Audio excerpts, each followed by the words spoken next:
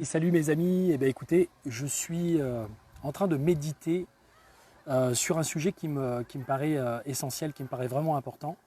C'est un sujet que je développe pas mal dans mes accompagnements et actuellement dans une formation. On va dire que j'incorpore de plus en plus cette dimension-là et cette vision des choses-là dans ce que je propose comme accompagnement au changement pour les personnes. C'est cette question de l'ombre et de la lumière qui est souvent repris, qui revient souvent sur le tapis pour les personnes qui cherchent à se développer, qui cherchent à évoluer.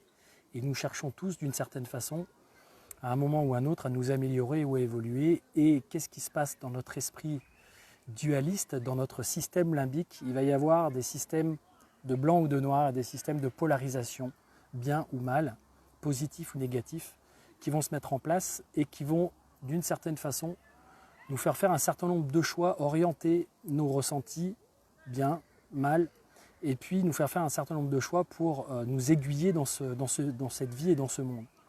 Et ce que je remarque dans le monde du développement personnel, c'est que, le développement personnel déjà au départ, mais aussi dans le monde du développement spirituel, c'est qu'il y a cette volonté ou ce désir d'aller vers la lumière. Donc il y a comme un postulat, une croyance fondamentale qui revient dans les esprits comme quoi finalement la véritable nature des choses serait la lumière et que tout ce qui n'est pas lumière serait de l'ombre et tout ce qui serait de l'ombre ou tout ce qui serait de l'obscurité serait le mal ou serait quelque chose qu'il faut absolument éviter ou dont il faut se débarrasser. Et alors, ce qui est intéressant dans un monde comme le nôtre, dans un monde physique dans lequel il y a des polarités positives, négatives, dans lequel il y a de l'électromagnétisme, c'est qu'en fait on est toujours effectivement entre ces deux choses, du bien, enfin du positif ou du négatif, parce que ça donne la forme aux choses, ça donne la forme au monde, ça donne la forme à notre psychologie, ça donne la forme à notre existence. Mais là où on se trompe, pour la plupart, c'est qu'il y a une espèce de recherche comme ça, à tout prix, de la lumière et du positif, et qui fait que les personnes, finalement, se fourvoient. Pourquoi? Parce qu'elles cherchent une forme de perfection. Elles cherchent une forme de perfection qui n'est de toute façon pas de ce monde physique, pas de ce monde psychique, pas de ce monde astral, pas de ce monde énergétique, etc.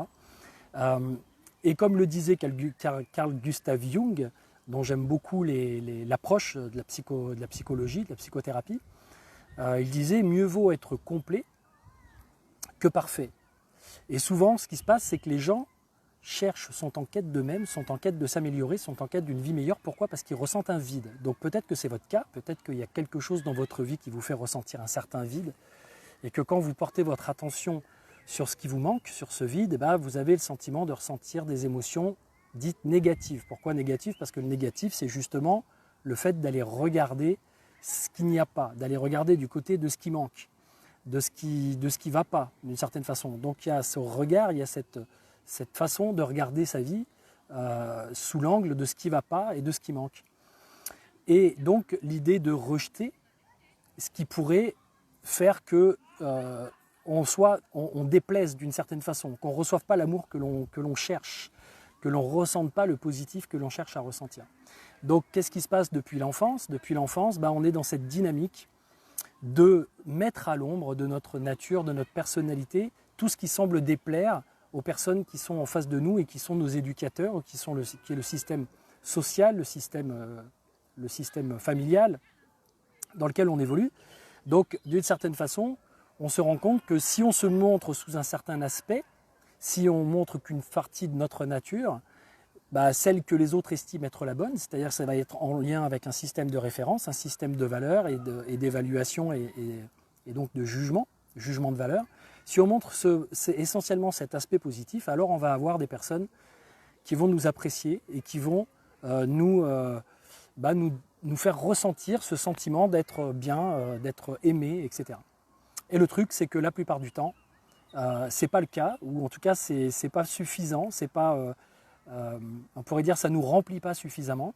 Donc on cherche toute notre vie, on est en quête toute notre vie, d'une certaine façon, de remplir notre vie de positif et de voir que le bon côté des choses.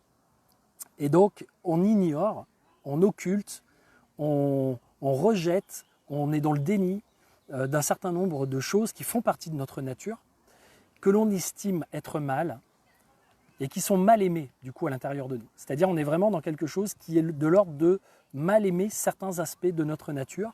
Et qu'est-ce qui se passe quand on a ce mal intérieur, qu'on ressent ce mal intérieur? C'est que c'est très difficile de l'assumer, c'est très difficile de sentir à l'intérieur de soi qu'il y a des choses qui peuvent être mal aimées ou qui peuvent être rejetées par les autres. Alors qu'est-ce qu'on fait? On a tendance à les projeter sur le monde extérieur pour s'en débarrasser un petit peu. Et donc on projette notre ombre sur les autres avec des distorsions cognitives, avec des filtres émotionnels. On regarde la nature des autres et puis on y voit chez les autres un certain nombre de choses qu'on n'a pas forcément envie d'y voir. Et on va sentir à l'intérieur de nous que ce n'est pas OK. Donc quand on sent à l'intérieur de nous que ce n'est pas OK, c'est simplement parce qu'on est en train d'évaluer que cette façon d'être, que cette façon de fonctionner, cette façon de faire, elle n'est pas aimable. Parce que nous-mêmes, on n'a pas réussi à se sentir aimé en étant comme ça, ou alors on n'a pas réussi à s'aimer nous-mêmes, à avoir, malgré le fait qu'on soit avec un certain nombre de caractéristiques qu'on estime négatives, ça peut être par exemple être un colérique, être quelqu'un qui exprime des colères, être quelqu'un qui est égoïste, être quelqu'un qui va être triste, être quelqu'un qui est déprimé, être quelqu'un qui a l'esprit critique, être quelqu'un qui voit pas forcément toujours le bon côté des choses, etc. etc. Tout ça, ça va être socialement, on va dire dévalorisé, ça ne va pas être forcément accepté socialement, pas socialement correct. Donc on va essayer de camoufler cette façon de fonctionner, ces façons de fonctionner, et on va les mettre à l'ombre de notre nature et de notre personnalité. On va les cacher derrière le masque social que l'on essaye de montrer aux gens.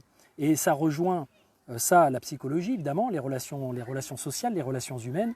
Et ce que je remarque, ce qui est marrant, c'est que le sujet que je suis en train d'aborder, il y a des gens qui viennent et qui repartent immédiatement de la vidéo. Donc ce qui est marrant, c'est la façon dont quand on aborde ce type de sujet, il y a peu de gens qui accrochent en fait sur cette idée-là, parce qu'évidemment, ce n'est pas le genre de truc qu'on a envie d'entendre, ce n'est pas confort d'entendre ce genre de choses. Et donc du coup, il y a peu de gens qui en parlent, même dans la spiritualité, dans la psychologie, peu de gens qui parlent de cette notion du bien et du mal, et même, j'ai envie de dire, sur un plan psychologique et sur un plan spirituel, de cette idée qu'il y aurait quelque chose là-haut, dans les hauteurs de la nature du monde, qui serait positive, et que ce serait ça la vérité, que ce serait ça la véritable nature des choses, et puis que du coup, par opposition, il y aurait quelque chose qui serait mauvais, qui serait néfaste, qui serait négatif, qui serait mal, parce que ce serait du côté de l'ombre, parce que ce serait du côté de la destruction, du côté de tout ça. Et en réalité, c'est quand on cherche à opposer ces différentes forces, qui en réalité, dans le yin et le yang, sont deux polarités qui, quand elles sont l'une avec l'autre, main dans la main, j'ai envie de dire, qui se neutralisent, c'est-à-dire que ça crée une forme d'équilibre. Donc les personnes ne sont pas équilibrées et cherchent à s'équilibrer en allant chercher du positif ou en essayant d'éviter le négatif. Parfois c'est l'inverse, il y a des personnes qui vont estimer que de montrer, on pourrait dire, leur nature négative est préférable parce que c'est trop dur pour eux de camoufler leur mauvais caractère, ou en tout cas des traits de caractère qu'ils estiment pas forcément être agréables pour les autres. Donc ils vont les assumer, ils vont montrer aux autres une certaine façon de fonctionner, des fois dure, des fois agressive, des fois égoïste, des fois colérique, des fois dans le pouvoir ou dans la domination, etc. Et d'une certaine façon, ils vont l'assumer. Et ce qui se passe pour ces personnes-là, c'est qu'elles préfèrent être ça que d'avoir à cacher cette nature au profit d'une nature positive. Alors qu'est-ce qu'elles font ces personnes? C'est ces personnes qui vont assumer leur nature, on pourrait dire, qu'on pourrait juger du côté positif, qu'on pourrait juger comme étant néfaste ou négative, elles vont l'assumer et elles vont mettre dans l'ombre les aspects positifs de leur nature. Donc elles vont également avoir une ombre, mais on va parler d'ombre blanche, alors que les gens qui cherchent à vouloir à tout prix être gentils, sympathiques, brillants, que dans des qualités, on pourrait dire dans des valeurs de qualité comme la bienveillance, l'altruisme, la générosité, la solidarité, enfin toutes ces choses-là, vont tendre vers cette nature positive, vers cette polarisation, pour essayer d'en ressentir des bienfaits, et vont avoir, pour le coup, une ombre noire, c'est-à-dire que tout ce qui va être des impulsions internes, des ressentiments, de la négativité, des choses désagréables qu'ils vont ressentir, vont essayer de le cacher ou ils vont essayer de le transformer. Et le truc, c'est que quand on cherche à faire ça dans un développement de soi, dans une réalisation de soi, si on veut vraiment aller vers une réalisation de soi qui soit équilibrée, comme vous le voyez par exemple sur la vidéo, j'ai un côté de mon visage qui est éclairé, qui est lumineux, puis l'autre côté qui est l'ombre, qui est à l'ombre. Et pour autant, si jamais j'enlève toute la partie de l'ombre, ben je ne suis que l'ombre, je ne suis qu'une moitié de moi-même, qu'une partie de moi-même. C'est-à-dire que je suis séparé, je suis divisé intérieurement. Et je ne profite pas des qualités, je ne profite pas des forces, je ne profite pas de la force brute, parfois qui se cache dans ce que j'ai mis dans l'ombre.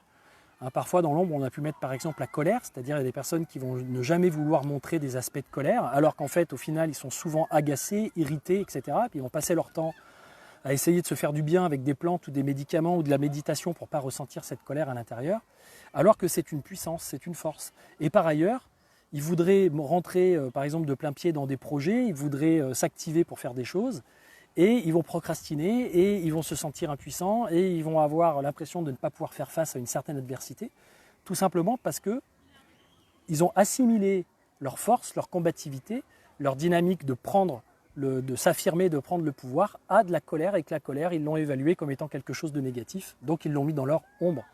Et alors évidemment, ils l'ont mis dans leur ombre, donc ils sont très rarement en colère, ou ils se sentent très rarement en colère, mais ça ne les empêche pas de juger et de critiquer et de voir autour d'eux beaucoup de gens qui sont en colère et de dire regarde cette personne elle est colérique, c'est pas normal, ça se fait pas, c'est pas bien, et donc de condamner ces personnes, de les culpabiliser par rapport à leur façon de fonctionner. Et donc on se retrouve dans une espèce comme ça de jeu de projection, hein, d'intériorisation, projection, mise dans l'ombre, etc., mise en lumière, qui font qu'on veut jouer, on préfère jouer certains rôles que d'autres. Hein. D'ailleurs au cinéma on se rend compte que on préfère les rôles de gentils que les rôles de méchants, et les bons acteurs souvent qui sont vraiment appréciés sont les acteurs qui jouent les rôles de gentils plus que les rôles de méchants, ou les rôles enfin les mauvais rôles quoi on pourrait dire. Et alors que d'une certaine façon, sans cet acteur qui joue le mauvais rôle, il n'y a pas de film, il n'y a pas d'intrigue, il n'y a pas d'émotion. Mais l'idée c'est que les émotions, l'émotivité, c'est aussi quelque chose qui est en lien avec cette nature positive, négative, puisque c'est ce qui nous met en mouvement, hein, c'est un mouvement énergétique qui va se passer entre ces polarités. Donc si je suis attiré par quelque chose que j'estime au départ dans mon système de valeurs comme étant négatif, alors je vais ressentir, je vais me sentir plombé, je vais me sentir mal, etc. etc. Et si je suis attiré vers quelque chose qui me semble positif, alors je vais plutôt avoir mon système nerveux qui va m'envoyer une émotion positive, une joie, un enthousiasme, et je vais juger qu'à ce moment-là, ça c'est la bonne chose. Donc je vais juger, puisque c'est agréable, je vais juger que c'est tout le temps comme ça que je devrais être, que ma vie elle devrait tout le temps être comme ça, que je devrais être tout le temps comme ça. Et en faisant ça, je me coupe d'une partie de moi que je renie, que j'occulte, que je laisse dans l'ombre, et que j'espère que les autres, moi-même des fois, je le vois pas. Donc qu'est-ce qui se passe quand on fait ça? On ne s'aime pas. En fait, on est mal aimé, on aime mal une dimension de soi, on aime mal une partie de soi qui fait partie de la totalité de soi. Soi n'étant pas que cette personne, que ce corps physique, que cette façon de penser, qu'un comportement, qu'une façon de réagir, qu'une émotion, n'étant pas la personnalité, Guillaume par exemple, c'est pas soi. Je ne suis pas ce corps, je ne suis pas ces pensées, je ne suis pas ces émotions. Tout ça, ce sont des sensations, ce sont des choses qui me traversent.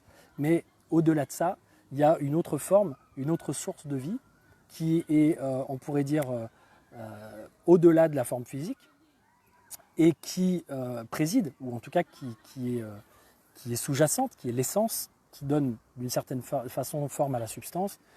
Et le truc, c'est qu'il y a un niveau où tout est relié, c'est-à-dire où il y a une reliance, une harmonie, oui, on pourrait dire ça comme ça, une reliance, une harmonie, une conciliation entre ces forces positives ou négatives qui génèrent un état d'être, un état qui est en fait agréable, qui est bon. Enfin, quand je dis qu'il est bon, c'est qu'il est bon sur le plan de la sensation, c'est pas le bon en termes de bien ou de mal, mais qui est agréable et qui est en fait effectivement en lien avec ce que l'on est quand on est dans cette espèce d'espace vide, dans ce point zéro à l'intérieur de soi, donc c'est-à-dire dans l'idée de ne pas être justement polarisé par toutes les choses que l'on estime être bien ou les choses que l'on estime être mal. Et on se rend compte que quand on arrive à accéder à cet état, on se relie à une dimension de soi, on est en conscience d'une dimension de soi qui est hors prise avec cette nature séparée qui est le bien et qui est le mal, qui est le positif, le négatif, et qui est le très agréable, le très stimulant, ou le très désagréable et le très dérangeant, on pourrait dire. Donc on se retrouve dans un espèce d'état d'être, une forme d'équanimité, une forme de paix, une forme de sentiment d'amour aussi, d'amour, mais d'un amour inconditionnel qui n'est pas relié à quelque chose que je veux être ou que je veux posséder ou que je veux avoir. Et du coup, ça fait du bien en fait. D'une certaine façon, ça permet de se laisser tranquille. Donc ça permet de lâcher prise. Ça permet de se laisser être, de se laisser aller à ce qu'on est dans sa globalité, à ressentir, à accepter qu'on est à l'intérieur de nous des choses qui sont désagréables, des réactions qui peuvent être jugées par les autres comme négatives, et savoir s'apprécier quand même de cette façon-là. Alors je vous dis tout ça, ça ne veut pas dire que pour autant, moi j'en suis arrivé au point où je suis détaché de toutes ces sensations qui sont justement liées au bien, au mal, à l'agréable, au désagréable, au positif, au négatif. Évidemment que notre système nerveux, notre système physique est dans l'ensemble programmé pour fonctionner sur ce système de balancier et de polarisation et de polarité intérieure. Toutefois, c'est vraiment très agréable, très bénéfique d'arriver à se désidentifier de tout ça, à se détacher de tout ça et aller chercher en soi un état d'être, quelque chose qui est hors de ce jeu, hors de ce jeu JE et de ce jeu JEU de la vie qui nous ballotte tout le temps dans un sens positif ou dans un sens négatif et qui nous fait toujours aussi d'une certaine façon avoir projeter un regard sur le monde et projeter nos ombres sur le monde et voir certaines personnes et les juger négatives et diaboliques et les autres les juger bien ou positives. Parce que quand on regarde bien, quand on gratte derrière la surface, quand on gratte derrière les masques, que ce soit n'importe quelle personne sur cette planète, il a toujours des aspects qui peuvent être jugés positifs ou des aspects qui peuvent être jugés négatifs. Il y a toujours des choses qui peuvent être des moments où il va être agréable, des moments où il va être désagréable, des moments où il va peut-être faire quelque chose qui pourrait être pour le bien, pour le bénéfice, pour le salutaire, et quelque chose qui sera pour le mal, pour le maléfique, pour le délétère, on pourrait dire ça comme ça. Donc tout ça, c'est intéressant à un moment donné de prendre du recul, de sortir de ce système qui a tendance à nous balloter de gauche à droite ou de bas en haut, et de revenir dans un centre, dans un espace où tout ça finalement n'a pas lieu d'être, parce que tout ça n'existe pas. Ça existe en périphérie de nous-mêmes, mais ça n'existe pas au centre de soi, puisqu'au centre, il y a l'union, il y a la réunion, il y a l'amour, la reliance entre une polarité positive, une polarité négative, qui rend ça presque dans une forme de neutralité. Mais quand je dis neutralité, ça ne veut pas dire que pour autant il n'y a rien, il n'y a pas de sensation, il n'y a absolument rien. Ça veut juste dire qu'il n'y a pas des ascenseurs extrêmes en termes émotionnels. Des ascenseurs qui vous mènent vers quelque chose de très haut. Et surtout une pensée qui vous fait croire que vous n'êtes pas bien, une pensée qui vous fait croire que vous n'êtes pas heureux, qui vous fait croire que vous n'êtes pas dans le bonheur, parce que vous ne nagez pas dans le bonheur, parce que vous n'êtes pas en permanence en train de vivre et de ressentir des états positifs. Ça, c'est un leurre, c'est une tromperie, on se leurre nous-mêmes, c'est une illusion de la matrice physique, mentale, dans laquelle on se trouve les uns les autres. Je ne pense pas que les animaux soient en quête et en recherche permanente de se sentir dans un état positif et bénéfique en permanence, quitte à faire du mal aux autres pour se sentir eux mieux, parce que des fois c'est ce qu'on fait, hein. Il y a des gens qui vont justement, dans l'idée de se faire du bien ou de faire du bien à leurs proches, qui vont être capables de mettre en place des comportements qui vont faire du mal aux autres. Donc en leur âme et conscience, ils vont se déstabiliser, ils vont eux-mêmes se... Quand je dis en leur âme et conscience, c'est effectivement qu'il va y avoir cette partie de soi qui est dans la polarisation bien et mal, qui à un moment donné va se regarder, va s'auto-réfléchir, va avoir une réflexion sur soi-même, qui va dire « Ouh là là, là t'es pas bien, là c'est pas bien ce que tu as fait ». Alors qu'en réalité, parfois il y a des nécessités. Donc l'idée c'est de revenir à cette idée que parfois il y a des nécessités. Il y a une nécessité de se mettre en colère, il y a une nécessité sur le moment. C'est très difficile de s'extraire de ce type de réaction. Et pour autant, ça ne veut pas dire qu'on est quelqu'un de bien ou quelqu'un de mal et qu'il faut qu'on s'auto-flagelle et qu'on se reproche des choses et qu'on se culpabilise et qu'on culpabilise les autres en permanence là-dessus. Donc j'ai envie de dire, si vous voulez aller, si nous voulons les uns les autres aller vers quelque chose qui soit, on pourrait dire plus sain, plus agréable. Quand je dis plus sain, c'est plus sain, pas dans le sens sain positif, parce que là encore, hein, s'il y a les sains, ça veut dire qu'il y a les démons, hein, ça veut dire qu'il y a les mauvais. Et là, on est encore en train de prendre une chose et de la séparer avec le bon côté et le mauvais côté. Et tout ce qui se trouve du mauvais côté va sentir qu'il y a une injustice, parce qu'on ne va pas le nourrir, on ne va pas lui donner la même énergie. Donc, d'une certaine façon, voilà, l'idée c'est de revenir, quand on fait un travail de réalisation de soi, un travail de connaissance de soi, un travail sur l'amour de soi, sur toutes ces notions-là, c'est bien comprendre que soi, c'est aussi bien les aspects positifs, les aspects de lumière que les aspects d'ombre, et que de vouloir à tout près être dans la lumière, on est dans le faux. On est dans une fausse réalité, d'une certaine façon, qui occulte et qui renie ou qui se dégage, qui essaye de se dégager de quelque chose d'autre. Et pourtant, dans ce quelque chose d'autre, il y a aussi du bon à prendre. Donc il y a du bon à aller révéler dans l'obscur, comme il y a de l'obscur qui peut se révéler dans le bon. Je vous remercie pour votre écoute. Est-ce que vous aviez éventuellement un petit commentaire, une petite question, une envie de partage là-dessus? Si c'est le cas, je vous invite à vous exprimer.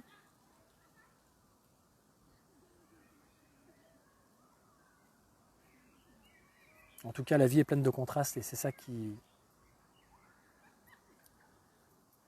est intéressant dans ce jeu de l'ego, dans ce jeu de construction de soi et de la vie avec les autres. Ok, pas forcément de commentaires, autre chose. En tout cas, je ne vois pas passer. Je ne sais pas s'il y a des choses qui ont été notées ou quoi que ce soit, mais là, je ne vois absolument rien passer sur l'écran. Eh bien, écoutez, je vous remercie pour votre attention. J'avais envie de vous faire ce petit partage là maintenant. Donc, on improvise, on fait passer les messages, on cherche à s'enrichir les uns les autres avec ce qu'on perçoit, ce qu'on comprend. Je vous embrasse et je vous dis à très bientôt. Salut!